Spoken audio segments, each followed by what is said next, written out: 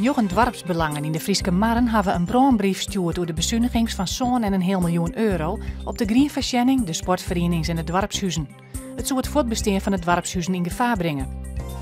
Het verbod op sammelplakken van skiep had grote gevolgen voor de exportverzamelcentra in uw provincie.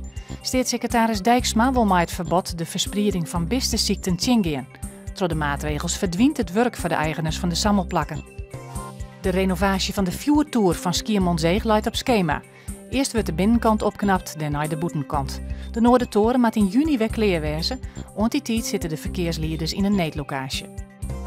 Energiedrankjes worden op heel tijd meer middelbare squallen verbeen. Squalben zullen er druk van worden en soms ik ziek. Op het Dockinga College in Dokkum binden energiedrankjes al 6 jaar verbeen en dat had een goed effect, zei de squallen. Vannacht opklarings, droeg een stevige westenwind en het is aan 6 graden.